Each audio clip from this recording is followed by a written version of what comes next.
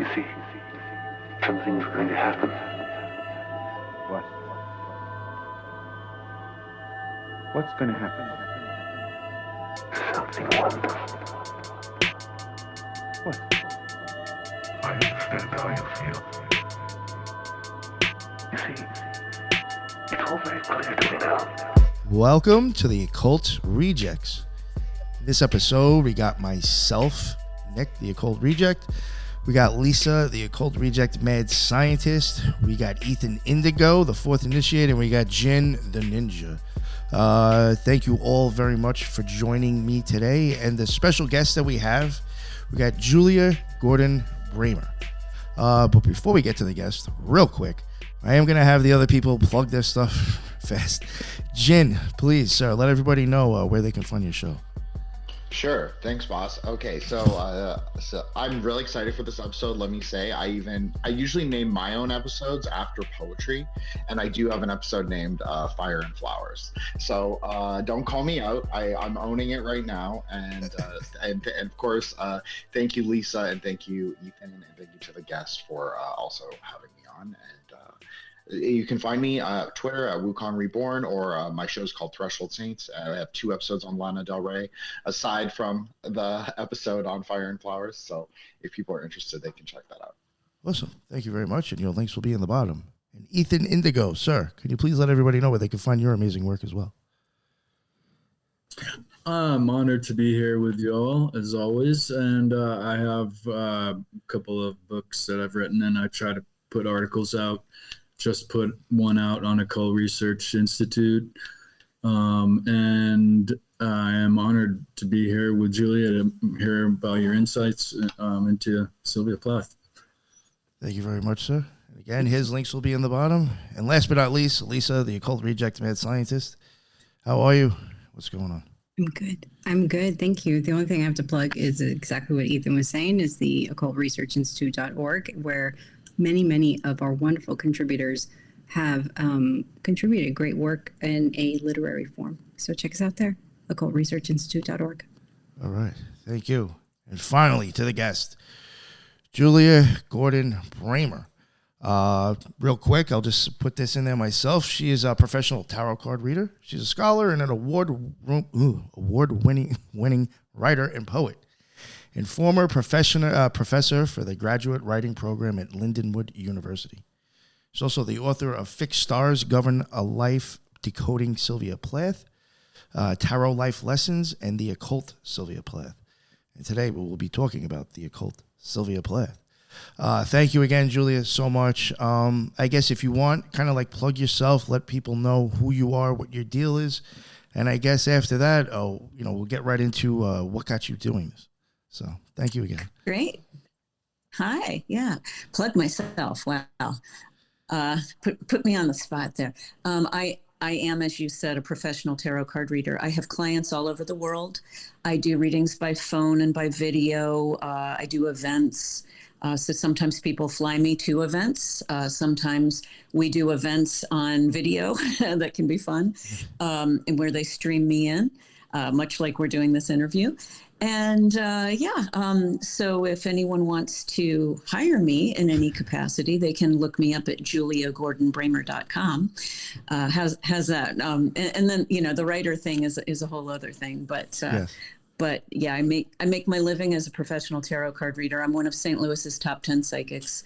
I've been doing this for over 45 years now. Awesome. Yeah. You do have an impressive resume on there.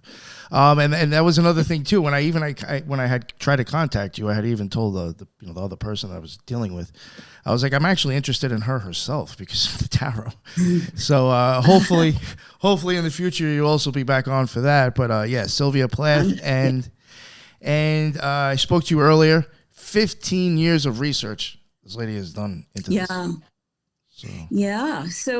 the Occult Sylvia Plath, this was specifically 15 years of archival research. There was more time that went into it in the writing and editing and all of that. But when I was back in graduate school, which I started in 2007, and I had a poetry class, And I was getting my MFA in creative writing in both poetry and fiction, because I write in both genres. And I went to my poetry professor, and I was looking at Plath's work and Ariel in particular. And I said to my professor, Dr. Schreiner, I said, "What's the deal? There's tarot all over this. Here's the Knight of Swords, and here's the Ace of Cups, and here's this, and here's that." And I start pointing out, and he just looks at me bewildered, and he says, "I don't know what you're talking about." And that was when I realized you had to be both a tarot scholar, as I am, I've been doing this since I was 16 years old. I'm 61 today. And it was, and a Plath scholar to connect the dots. But it's screamingly obvious, and really, her poem Daddy, which is one of her most famous poems, she even says, she's got a line, "With my gypsy ancestress and my weird luck and my Tarok pack and my Tarok pack, I may be a bit of a Jew." That's the part of the poem. And Tarok is another word for tarot. And what most people don't understand is that the tarot comes from the Jewish Cabala, the Jewish mysticism. And so, for me, it was like, boing, like just out there, screamingly obvious. And then I realized all of this stuff that Plath has literally been persecuted for. What's this Boston white girl identifying with Jews in the Holocaust? And, people just got it all wrong. And she was working different levels of meaning, because she's a poet, and that's what poetry does. We have many metaphors, but she stacked the metaphors. She was a genius's genius. And so anyway, as my semester end project, it really became my life's work. But I found her book Ariel, specifically Ariel, the Restored Edition, which came out in, I believe it was 2008. And that was the ordering of the poems that Plath had intended. When Ariel came out back after she died in the 1960s or maybe even 70, I can't remember now. But the first publication of Ariel, her husband, Ted Hughes, had rearranged. And so had I seen the original publication, it might not have been so obvious to me, but what Plath had done was each poem in Ariel went in perfect correspondence with the tarot deck. And so we've got the major arcana, and then we have the minor arcana and the suits, and then we have 4 cards at the end, which is, that's the 4 suits specifically, but yeah, it was just brilliant what she did. And each poem is a reflection of the tarot card. Many times it shows, she's describing even the beauty of the card, and the colors and the symbols and the meanings of the card, of course, are woven into each poem. And so when you see the correspondence, all of a sudden it expands Plath's poetry so far beyond what anybody has read. And, and I got so excited, and I immediately brought it to academia and to the Plath scholars, to which I thought it would be really well received. No, right? Probably not, right? But they've built their careers on her being a depressive suicide, and they don't want to see anything else but that.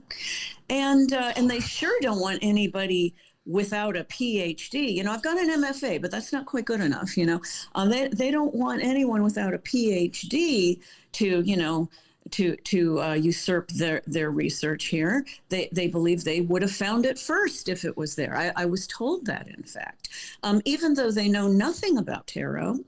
And academia is by and large very atheistic. So they want no part of any kind of faith, or especially occult, which is, very creepy and out of their comfort zones, even though Sylvia Plath was wildly fascinated with the occult.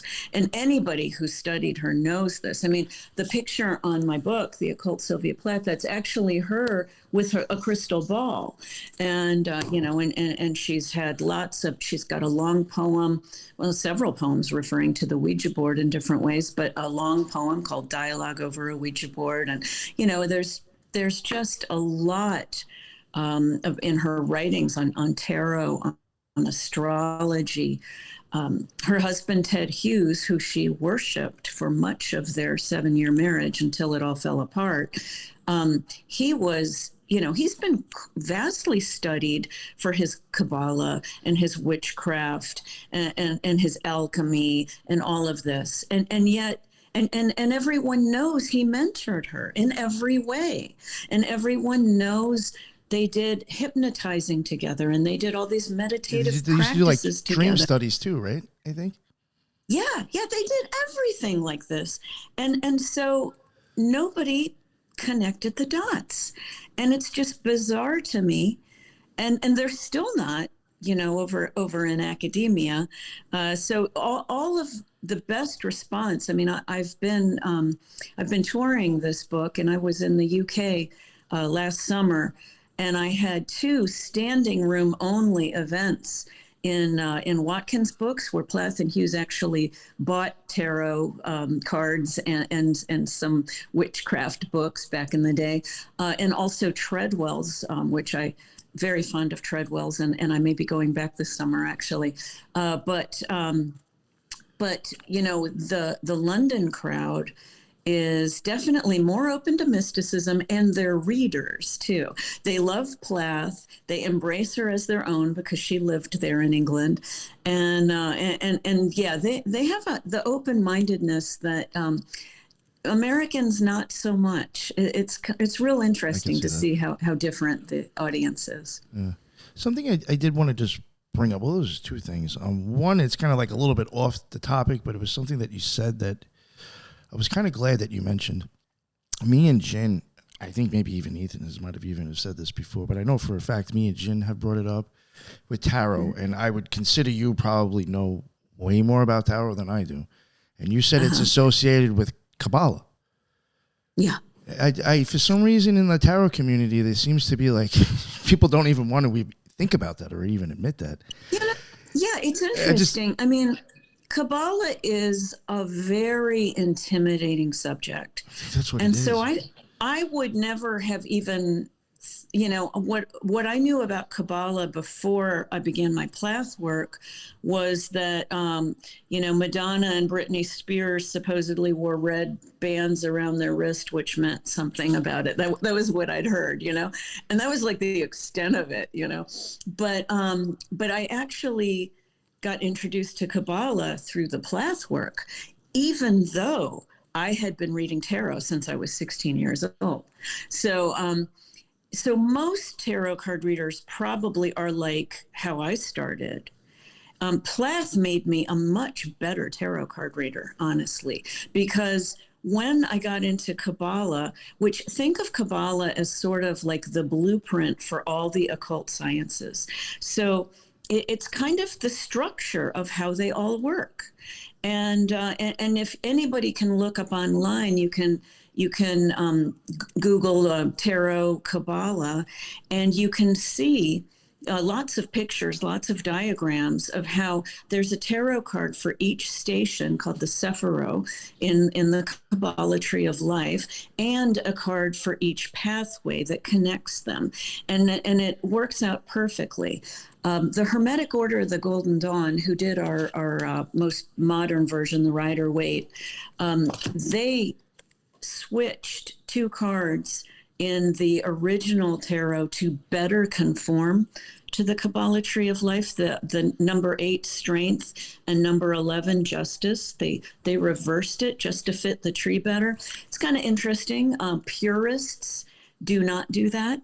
Plath and Hughes did not do that, and which I write in my book, and in my first book I explain that. But yeah, it fits really well. Yeah. And And the Kabbalah tree of life, you can apply astronomy, astrology. I say astronomy too, because back in the old days, it was very intertwined. Mythology, numerology, it all fits, and it all tells this sort of same story with the same, human individuation journey, as Carl Jung would have called it. Yeah. The hero's journey, as Yes. Joseph Campbell called it. The hero's journey. Yep. The other thing I wanted to bring up too, I could be wrong, but wasn't her parents kind of also like practitioners or involved in the occult and magic themselves? So, when I did all of the research, I combed through lots of memoirs, lots of other biographies to start, because initially I wanted to just put all the information collectively together, because people knew, okay, her father was a Freemason. They saw that somewhere. They knew her mother studied in graduate school Paracelsus, the alchemist. They knew that Plath read all her mother's school books. All the scholars know all this stuff, but they hadn't put it all together. That she went to a Unitarian church, and if you go into the archives, and that's where it really got fun, was in the archives, because I was going through her schoolwork and her Sunday school work, which her mother had saved everything and given it to the University of Indiana's Lilly Library, so it's pretty amazing to see all this stuff. Her elementary school Sunday school work was on the zodiac, so she was in high school. Yeah, when she was in high school summer camp, she carved a Hermetic caduceus, the alchemical wand of Hermes, which I actually own that today, that she carved. It's kept in a safe. It's very precious to me. It probably is worth more than my house. And and I was lucky enough to be contacted by Dr. Richard Larson, a family friend of the Plaths who had inherited it. Theses have been written about just this object. And, excuse me, and Dr. Larson wanted someone who understood, who had the passion for Plath, but understood that mystical side to be the one to possess it, because he's getting to be very old now. So I lucked out there. But yeah, the book pulls together all of these facts. That is great. Good for you. Nice. Lisa or Jin, did you guys have any questions before we continue? Jin, go ahead. I just want to say that, Julia, I'm so glad you said that, and I'm so glad that Nick, obviously the Cabala boss, asked that question, because this is something that is reoccurrent. Like, I think whenever I'm on, at least, this is something that we always talk about, is that Cabala is the map. Like, whatever you think of it, it's a great map, and it makes a lot of sense, and it goes with everything. Yeah. And you can use it as like a common language to just discuss magical experience or a more like historical occult text. You can do both things with it, and that's what makes it so great. And I highly encourage people to study it if they are so inclined, because I just feel very strongly that it gives you like a whole different understanding of the world. Yeah. Not to keep going on it, but like I even remember for myself, I used to be a member of the Ordo Templi Orientis, the OTO. And I remember when I first started going, I was like sitting on the couch or whatever, like waiting for the temple to open. And I'm like staring there and looking at this big picture, and it's like the tree of life, and it shows you all the cards on it. I'm looking at it, and I even remember at that time I was intimidated by Cabala for sure. And I was even intimidated by tarot. So I really wasn't trying to look at either one of them. But when I looked at that, I was like, maybe if I like kind of look at it like that. And for some reason that clicked and got me interested, looking at it with the Cabala. I started looking into the Cabala, and I was like, oh my God, why did I wait years to look at this? I like fell in love with it right away. And then once I started attributing tarot to it, I was like, oh, this kind of almost makes sense now. A little bit. Yeah. You know what? My first introduction to Cabala, I didn't know I was being introduced to Cabala. And when I was in my 20s, I read a book by Hermann Hesse called The Glass Bead Game, also known as Magister It has two titles, and it's about this young monk, and he studies and he finds this formula, and essentially, this great work of art. Let's say, the Mona Lisa equals a Bach concerto, which equals something else, and he realizes this formula is through all the great things, and so I read it in my 20s. I don't think Hesse ever said anything about Cabala, but it was, now that I look back as a more mature person who's done a little bit of studying. So that's a fun way to get an idea of this sprawling concept that's woven through everything. And he did an excellent job of that through fiction, if anyone's interested. Awesome. Yes. All right. So I guess back to Plath. Sorry, I took us off a tangent with tarot. That was fun. Yeah. You guys are the only ones who asked me that. No, I just think it is like there's a site I use, like Labyrinthos something, whatever I come across, and I use that a lot. It always attributes it to the tree. It just makes sense to me that way. Like I could see. Well, I mean, first off, I can't write, so I could never even think about trying to write poems on all the tarot cards. But I could see if you did the 22 major arcana on the Tree of Life, that would give you stories. If you looked at the art and maybe your ideas of the tree, that will definitely give you work to work with to write poems for sure. So that's awesome that she did that. All right. And can I just interject really quickly? Yes. The thing about Cabala, you had said, I'm so glad you said, like Jen and Nick were saying, I never really associated the Cabala with her. I knew about the tarot and how layered and in depth her poetry was, and it was like almost like a stack telling a story, and the ability to channel or basically project all of her emotion that she was going through all of her poetry in this kind of layered way. But what struck me interesting, and when you say Cabala, it makes sense now, in that there was some sort of methodology to it. And I think she got that from her parents because, like you had said, they were academics.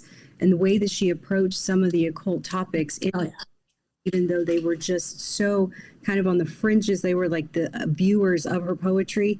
It was almost as this academic tying it all in together. And when I read that about her mom having done work on Paracelsus, as we have looked into some of these old occultists or occultists of history that tend to side with Paracelsus, they have these occultive type leanings, and they're looking at Cabala, they're looking at all these mysticism. And so now that you say that, it totally fits in.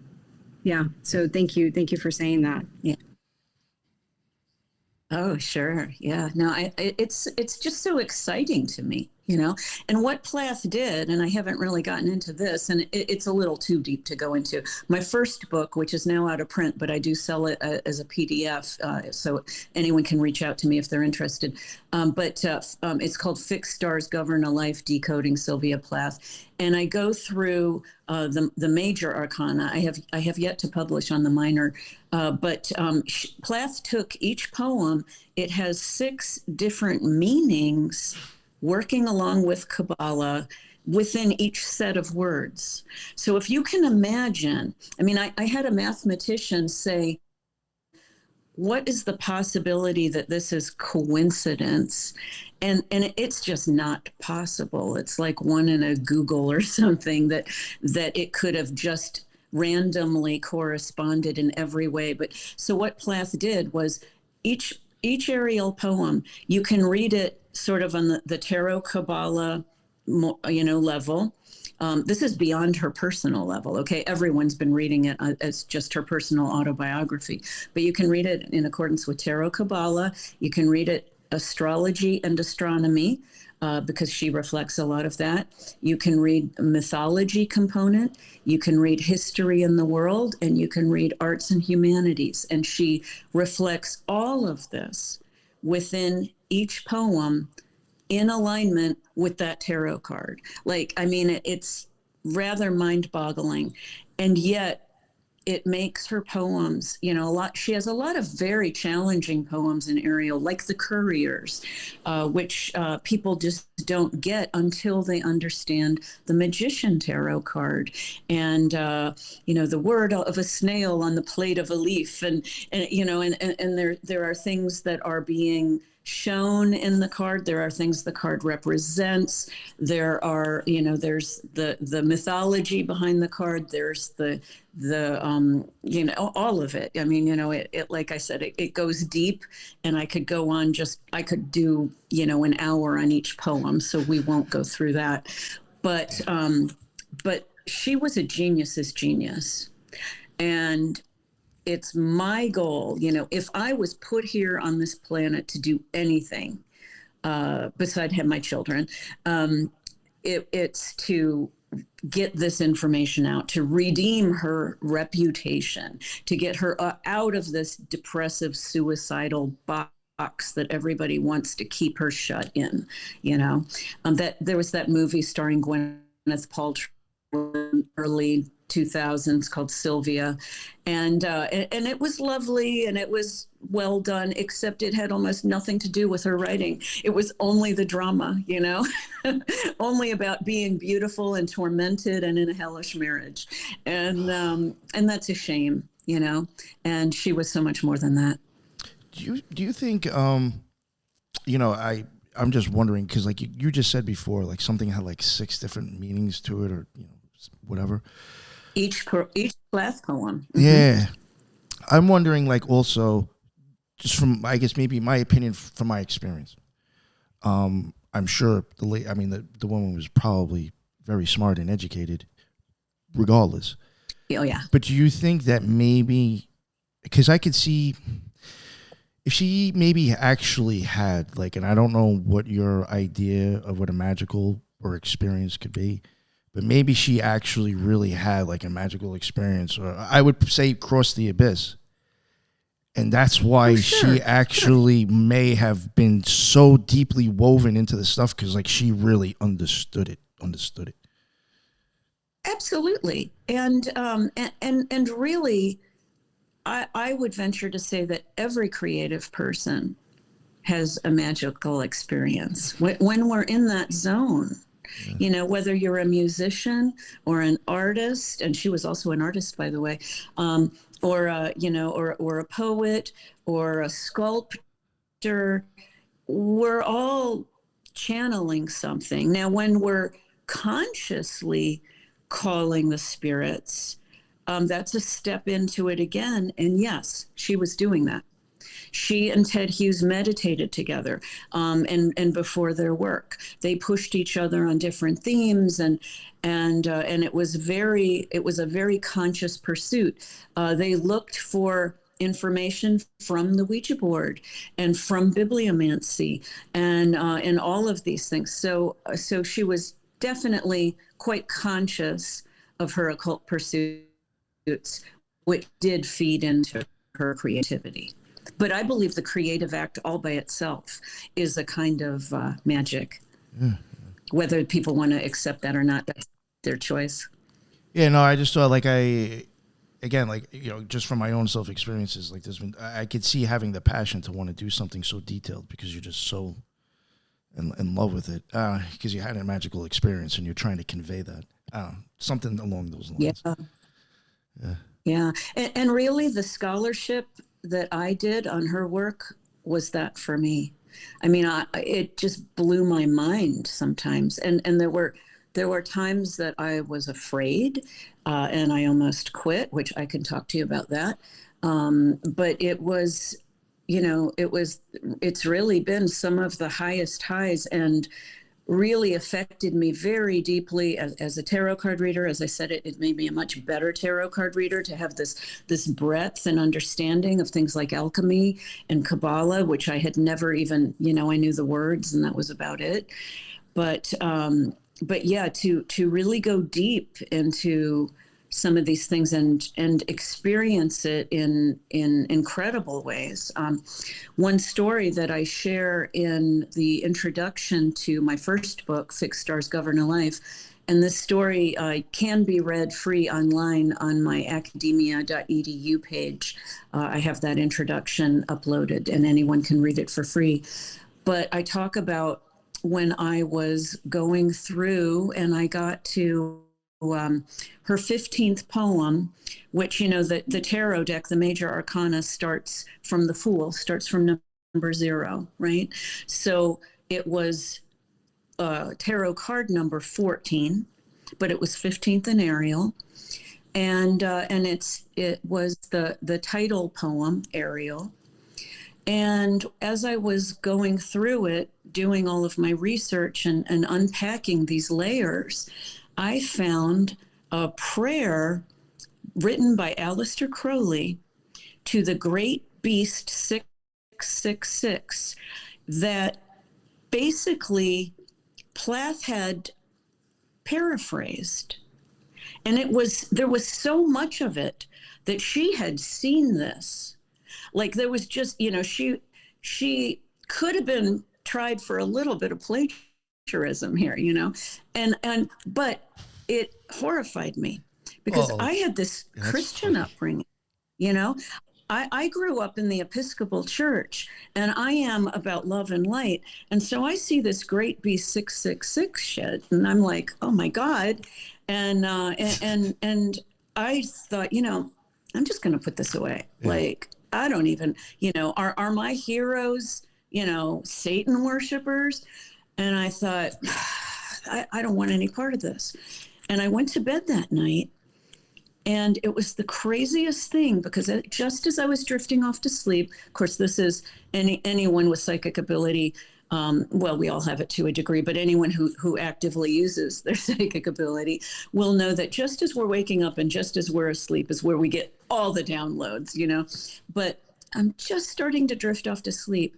And her words, her voice, which I know very well from recordings because I've listened and listened and listened. Her voice said in my ear, move through. And she commanded me, and it was loud and it woke me up and it completely freaked me out. And I said, okay, I'll do one more poem and I'll see where that gets me. Well, the next poem, Death and Company, is in alignment with card number 15, the Devil. She was setting it up.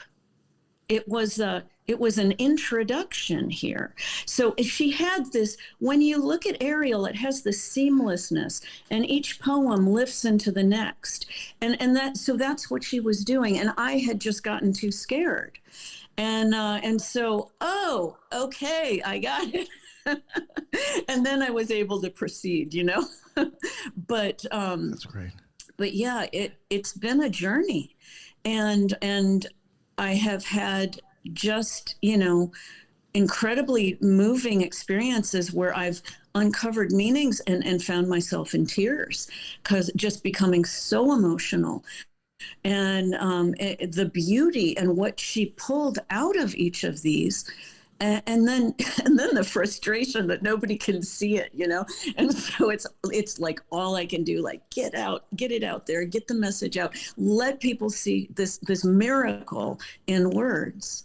That's and great. You know, and there's 40 of them, and so.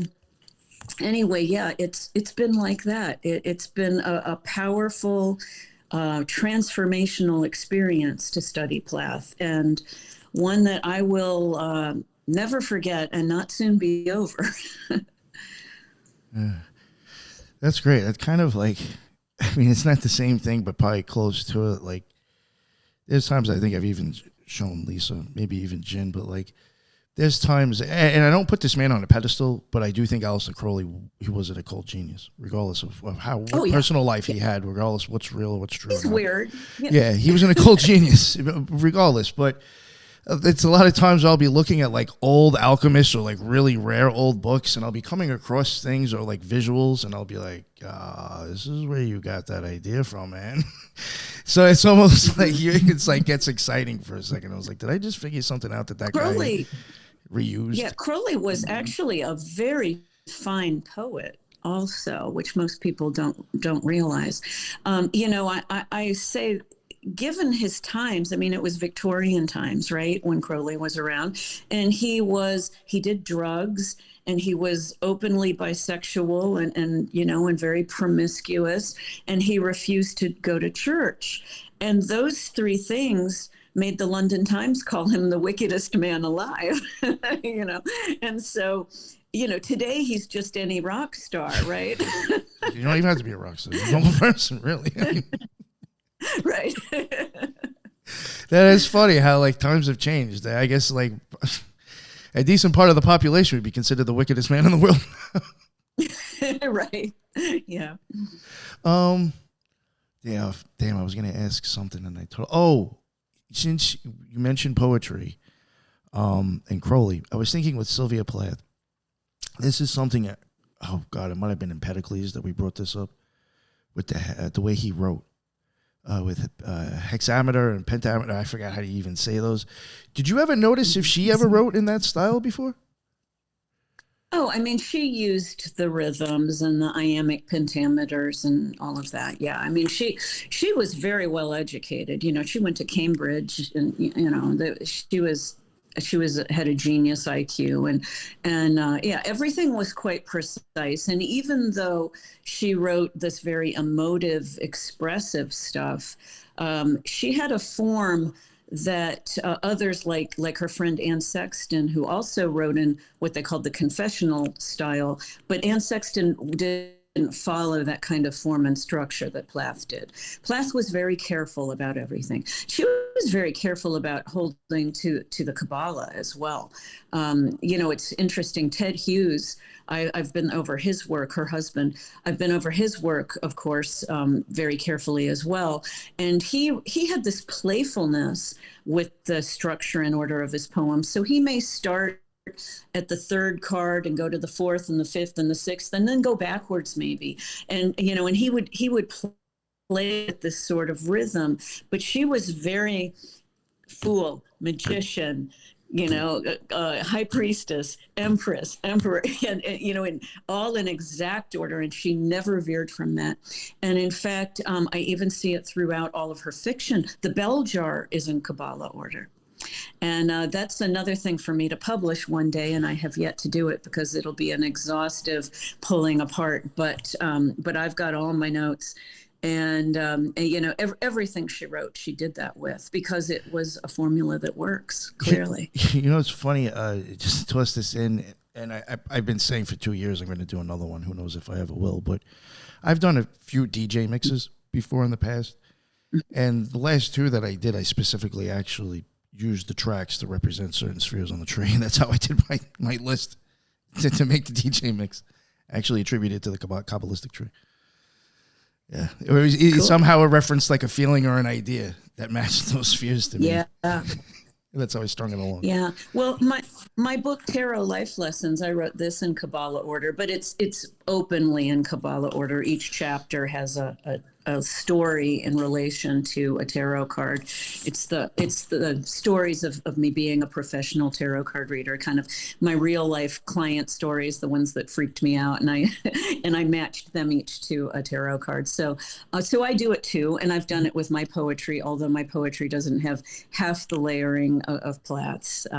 How she did that all, and at 30 years old, I mean, she was so young on top of everything else. Her brilliance was just off the charts. I have problems like writing abbreviated texts. I can't even imagine trying to write this. The reason I even brought that all up too, I'm not saying so much with her, but Crowley, I've even wondered when it comes to the hexameter and pentameter, could there be a different, like if I find that style in his work, could there be a difference? Because I think back in the day, they considered hexameter, if you were kind of channeling or an oracle was giving that message, that's how it was deemed okay is if it was in that style. So I'm wondering, could that maybe be channelings if they're writing in that style differently, than regularly? I'm not saying so much her. Maybe Crowley more. Maybe Crowley more, I'm saying, but not so much her. But I'm just wondering if there's a reason. I don't know. I'm not, I've never been drawn to the dark side myself.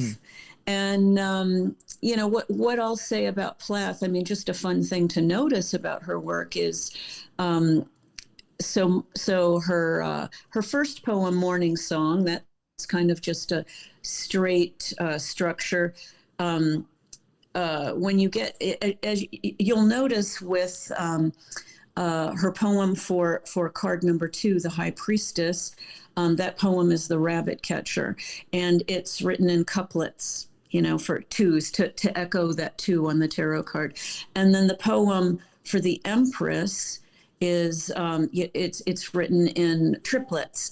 And then, and she went on and she did what do they call it? Cinquains, I think, for the 4s. And, and she played, if you count the lines, she even addresses the tarot cards that way. Now, getting into the actual meter, I think she pretty much was an iambic pentameter girl. Okay. But I'm not an expert in meters. That's where I just didn't get that into structure myself as a poet. Oh, again, like I said, I can't structure anything, but it's something I have come across, researching, occultists and other people. Mm-hmm. So just wondered, because now it just, when I came across that, it's just there are other people that have been known to write that way that seem to be a little bit on like the occult side. Like Jim Morrison even used that stuff a lot, and I think he was definitely into the stuff. So you just start to wonder now, like, again, poetry, and I would say Jim Morrison was a poet in a sense. Are they using that for a reason? That's all. I just wonder. Yeah. With Plath, I would venture to say that everything she did had a reason. She was very careful and very smart about milking everything to the maximum. Yeah. So there's no waste. There's no fat in her work. Yeah, no, I would assume not. Yeah. That's what I was getting at before. Like, so detailed. You just have to wonder, yeah. Lisa or Jen, was there anything you wanted to ask or bring up? I'll ask something real quick. Is there any credence to some of her poetry being either censored or rewritten by Hughes or kept away from the public eye by Hughes? Is there any credence to that? Oh, yeah. Yeah. So Ted Hughes, when he first, when Sylvia was found dead, her manuscript was on her desk of Ariel. And he's made no secret that he rearranged it. And he said he took out poems that he thought were inferior. He thought he made a better manuscript. That's what he has said. Now, the poems he removed made him look especially bad, So if you're just reading it from the autobiographical context. So there was that too, and it can be argued in Hughes's defense. He had children, their children, and he was raising them, and, what was he leaving beyond? What were they going to be growing up with? And, he was maybe trying to sanitize it a little bit. What doesn't get talked about a lot is there was an editor in London, L. Alvarez, who talked Plath into removing some lines from Lady Lazarus. And he thought she was going too far with some of the World War II imagery. She had one line, I may be Japanese, nevertheless, I am the same identical woman. He had her remove that I may be Japanese line. And then there was another one that is escaping me off the top of my head. But she's recorded them with the original lines. So if you listen online to Sylvia Plath reading Lady Lazarus, you can hear all of the lines. But if you read it in Ariel, even in Ariel, the restored edition, the lines are missing that Alvarez suggested she cut. And I think it's a shame that she cut them, because in my work, and I've got 2 books that you didn't mention. Decoding Sylvia Plath's Lady Lazarus and Decoding Sylvia Plath's Daddy. And in the Lady Lazarus book, and those are both available on Amazon, and they're just quick reads. They're just studies of single poems.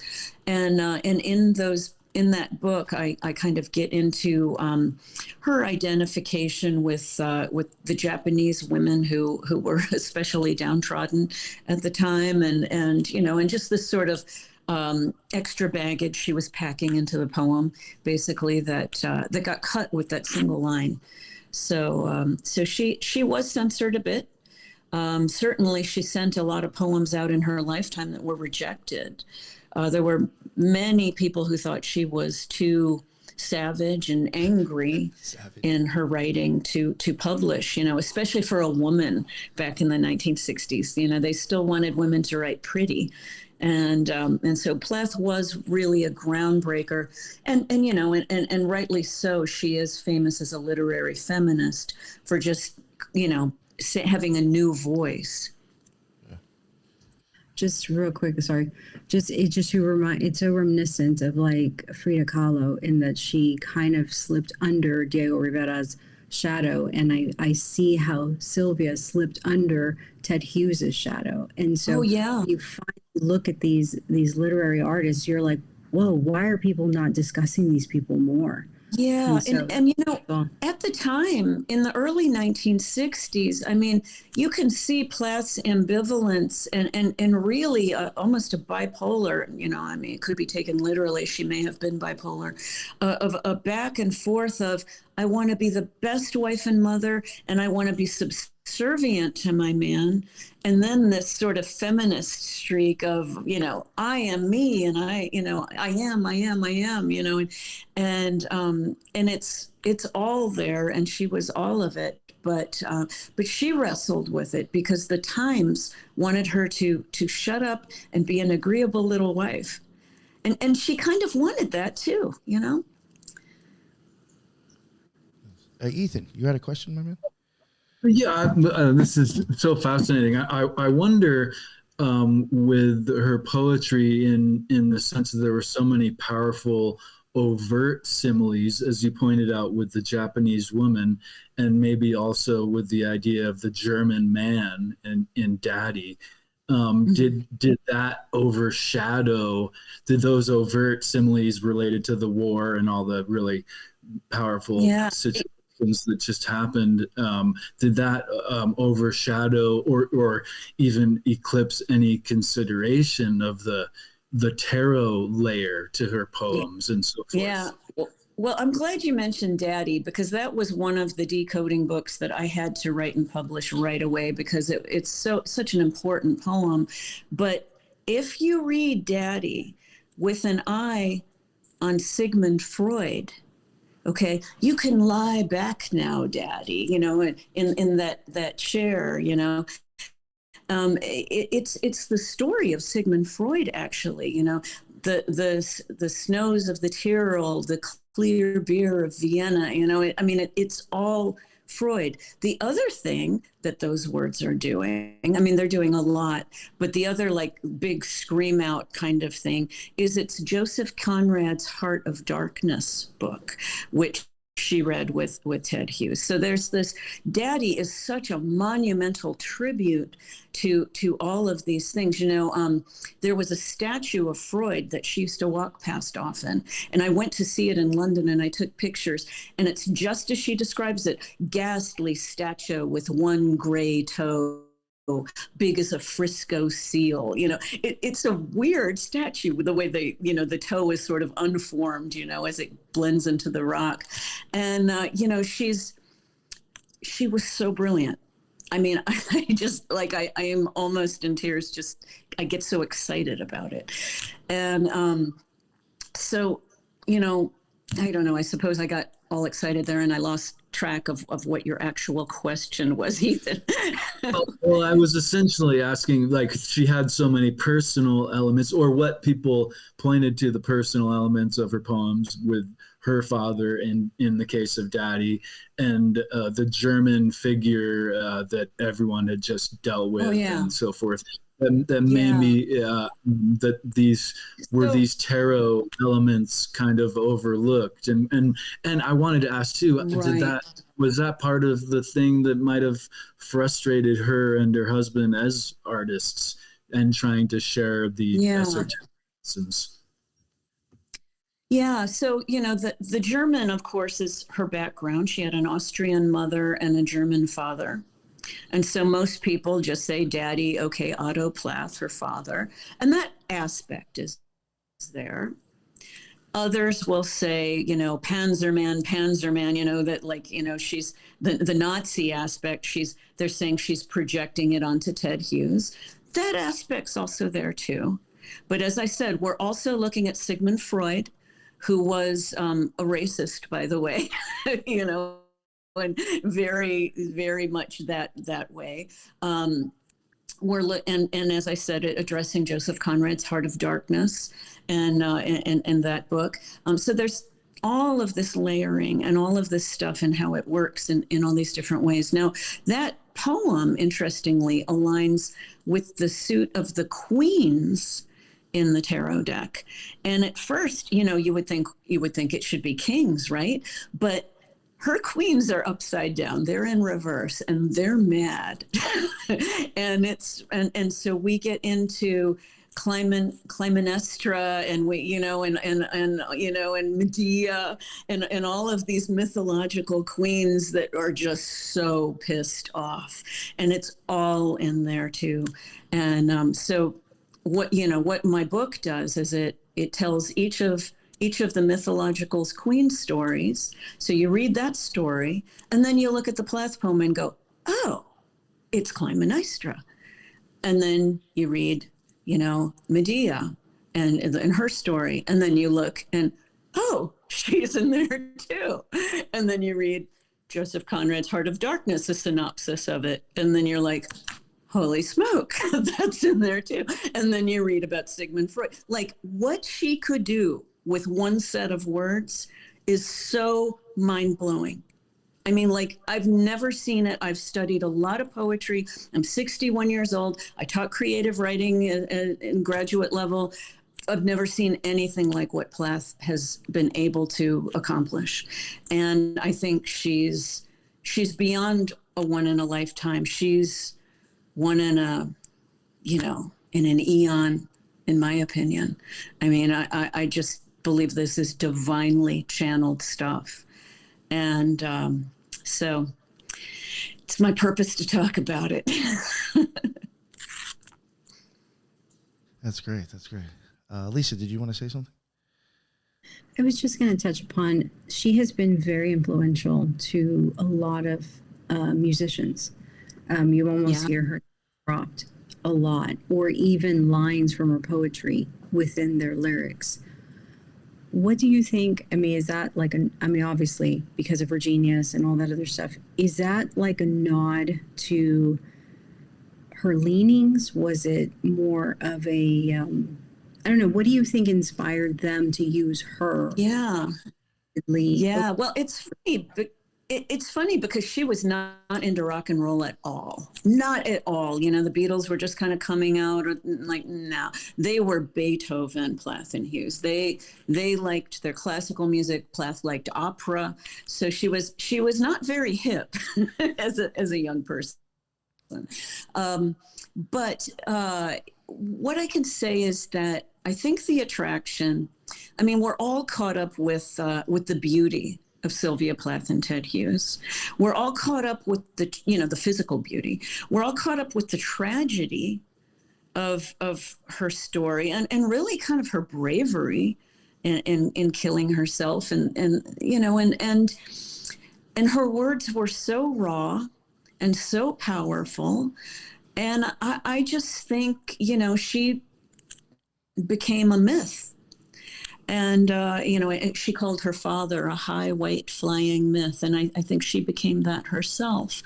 And, it's one of those, in the rock star world, which I also have a music background. I don't didn't even mention that. But there's the 27 Club where all the famous rock stars, Jim Morrison, Janis Joplin, Jimi Hendrix, Kurt Cobain, they die at 27 years old, at the sort of peak in their career. And it's thought that, that for some reason immortalizes them because they're at the height of their career. They're at the height of their power and their talent and their beauty. And that happened with Plath too. It wasn't 27, it was 30, but she was, forever captured in that moment. And there's just this mystique to it, like with the rock stars. And so, I sometimes wonder, I think all the time, could a Plath poem be published today, like if it was unknown? And I would think probably not. They're probably not smart enough to get it. Plus today, there's this political agenda that even all the arts are pushing, there's sort of like this higher, we've lost the art and it's all politics today. And that makes me crazy. But so I think she probably wouldn't be noticed today in the same way. I also wonder if she had been allowed to grow old. If it would have quieted down, perhaps, maybe not. Everyone says, what more could she have done? And yeah, I mean, maybe she could have gone on. I kind of do think of her as like a Van Gogh or even a Kurt Cobain, of just, what Jack Kerouac said, that Roman candle that, just exploding it all early in life, burning it out fast. It's a tragedy, but it's a beautiful tragedy. And the rock stars get that. It's interesting because most of her poetry is landscape. And when I think of some of the Victorian era of that time, they were writing a lot about landscapes and kind of tying that into the human frailty. Kind of, you said Van Gogh, that rawness, that here or what have you. But it's also interesting that I think you need the backdrop of what was going on at the time as well. Whereas everything been very disassociated, and I think that presented a perfect thing. But how you said 30, it's interesting because she had that Wuthering Heights poem, and Emily Bronte died at 32, didn't she? Or yes, yeah. Something the occult Sylvia Plath really, what I really tried to do was show the historical context. So like we have a series of poems Plath wrote in October 1962. They're called the October poems. Well, gosh, what was happening in October 1962? The Cuban Missile Crisis. And so if you read it with that in mind, you're going to see all the nuclear war imagery. You're going to see the missiles. You're going to see the radiation. You're going to see Hiroshima and Nagasaki in the poem Ariel, by the way. It's all there. And yet people are missing it and they're just reading her drama. It's crazy. But even getting back to her story, people talk about how Plath's mother smothered her and was very suffocating. Well, in New England, at the time she was growing up, the Lindbergh baby had just been kidnapped. And that baby disappeared and then was found dead. And, and all the mothers were like, oh my God, for those times that they didn't catch the guy, everybody was hysterical about their babies. And so it makes a sense, you just have to read it all in context. And everybody's missed this. They're just all caught up in the drama, and Ted Hughes is a bad guy and she's raging on her husband. And it's so much more than that. So much more than that. Sorry, Julie, I just wanted to add this one. It's more of a note than a question, but I think maybe you'll find it interesting. It's something that you and Lisa both said, and I'm going to draw it into synthesis.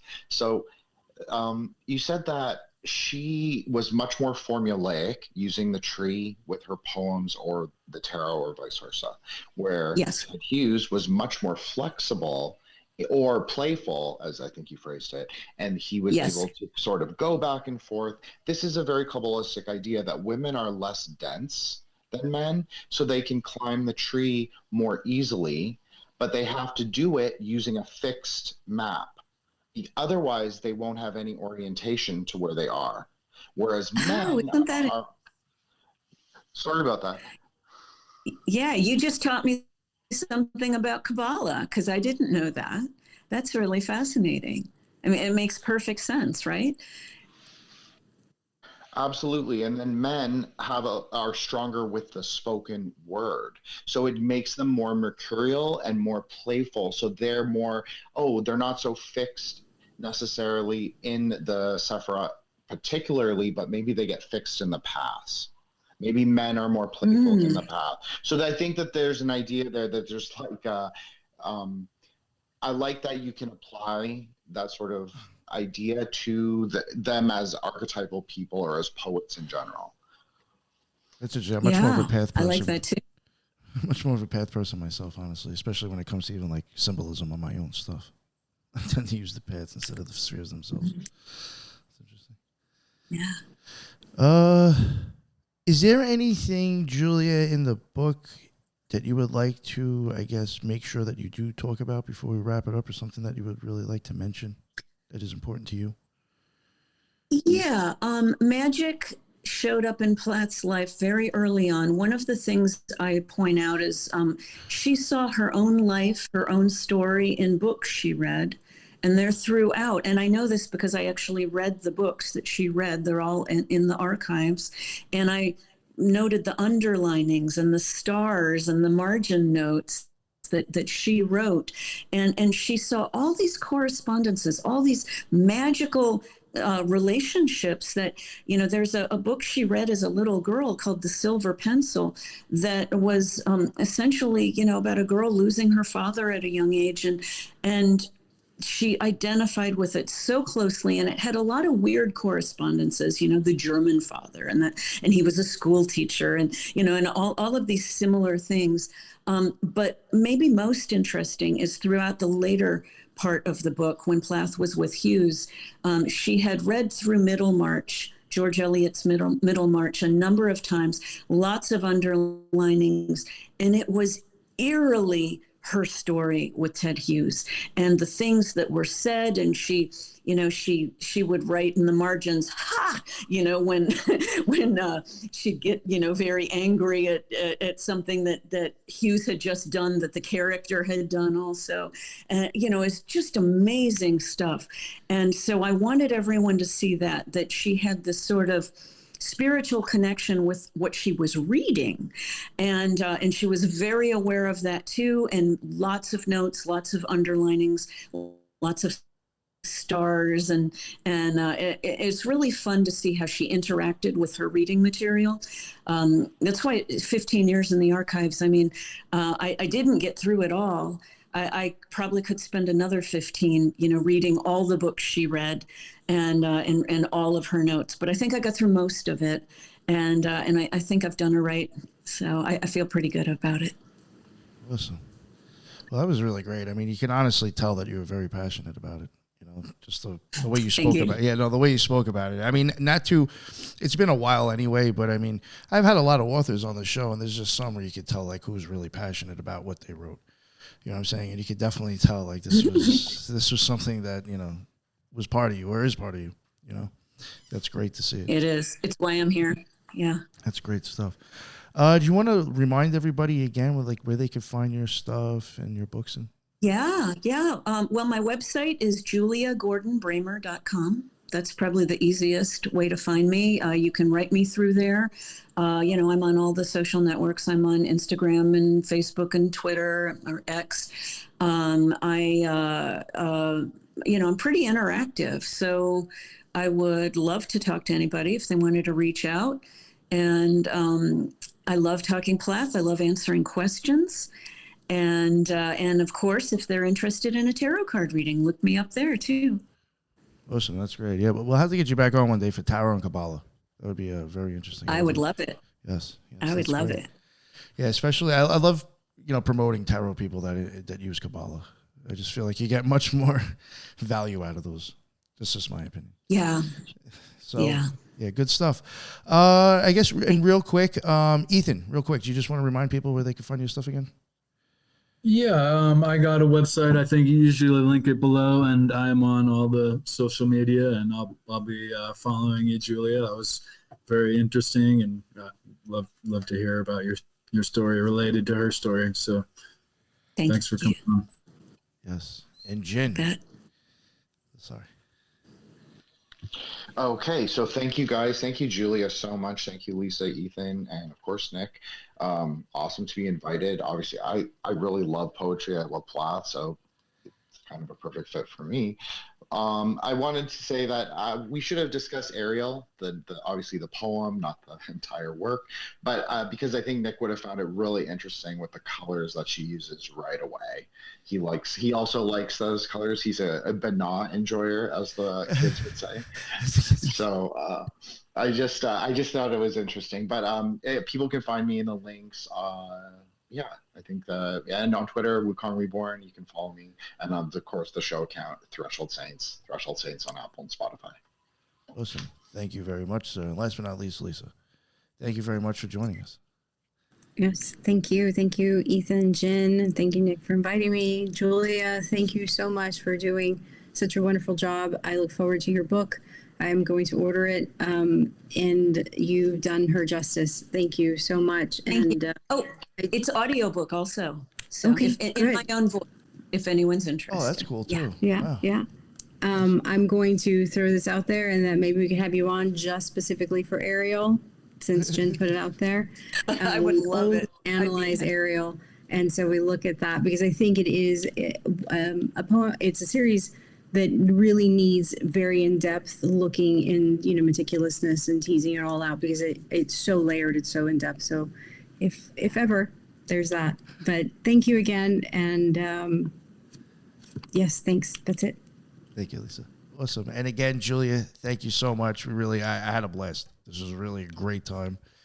Thank you. And we definitely would like to get you back on for sure in the future. If you're interested in her stuff, again, everybody's links, but especially hers, will be in the bottom. So check it out. And that's the end of another Occult Rejects. And until the next one, everybody be well. Later.